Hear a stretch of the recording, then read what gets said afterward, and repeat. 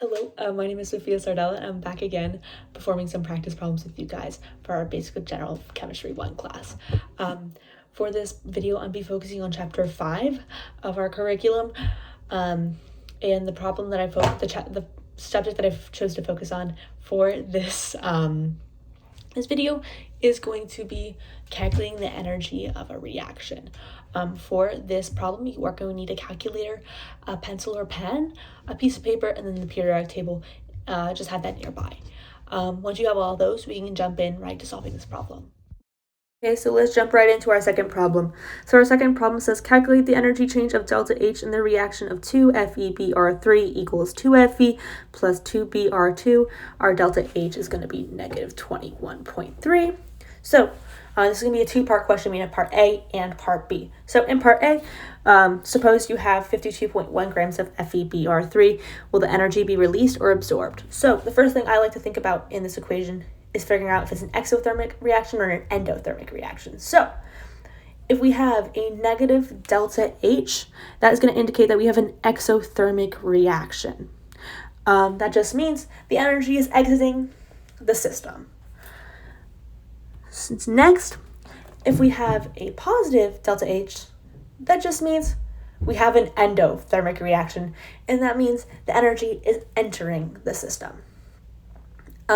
So now that we have that down, it's pretty easy to figure out if it's absorbing or releasing. So exothermic, the energy is being released because it's exiting. And in an endothermic reaction, the energy is entering, so it would be absorbed. So now that we have that out, we can look at the problem again and figure out what we're doing. So our delta H that we were given was negative 21.3. So that is going to tell us it's an exothermic reaction. And since it's an exothermic reaction, we know that energy is being released in the system. So that's going to be our answer, that the energy is being released rather than being absorbed. So released is going to be our final answer for part A. Okay, so time for part B. Part B, we are going to calculate how much heat is either released or absorbed in part A and write in kilojoules. So from part A, we figured out that our energy is being released. So the first step in part B, I just like to write down my numbers again. So we were given 52.1 grams of FeBr3. I'm just going to write that down. And then I'm going to write the delta H that we were given as well, just so I don't have to keep looking up at the problem, and then it's right there. It's just another way to remember what your numbers are so you don't mess up, hopefully. So now that we have that, our first step, I'm going to write my delta H is equal to my given, which is going to be my given delta H, which is negative 21.3. I'm going to put that all over moles. And don't forget to put your sign like I did. So kilojoules, make sure you're writing those things. You'll see in a second that I did forget to write kilojoules. So just make sure you're writing kilojoules down to indicate what you're doing. And it's easier to know what you're crossing out and stuff like that, and what's canceling out. Okay, so that you can write that either to as negative 21.3 kilojoules over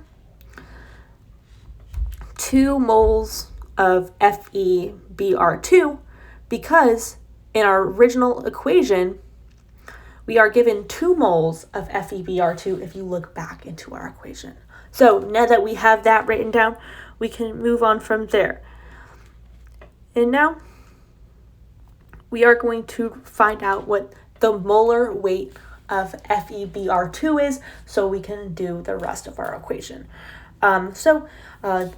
Once again, I'm using my organizing technique that I usually do. I'm going to write Fe on one line and Br on one line. Each element has their own line. I'm going to write the number of each element that we have in the equation. So I have 1 iron and I have 1 bromide. So I'm going to write 1 times that by the atomic weight of the element, which is 55.845 in the case of iron. And that's just times 1, so you're going to get the same answer. And for Br, it is 3 times 79.904, and you are going to get the answer of 239.75 0.52 if you put that into your calculator. So you're going to do 55.1845 plus 239.712. Can't talk, sorry guys. So now we have that. You're going to put that into your calculator. You're going to get your answer is going to equal to 295.557 grams is your answer of FeBr2. So that's going to be your molecular weight of that compound. So now that we have that figured out, we can move on.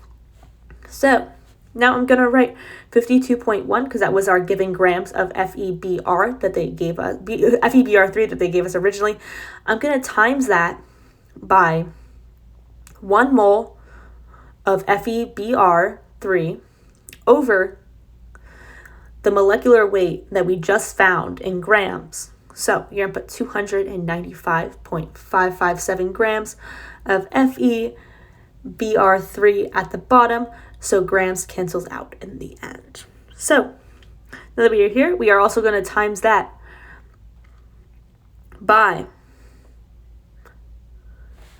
our negative 21.3 kilojoules over the 2 moles of FeBr3 because we have 2 moles that was given in the original equation. So once you put that into your calculator, you are going to get the answer is going to be equal to negative 1.88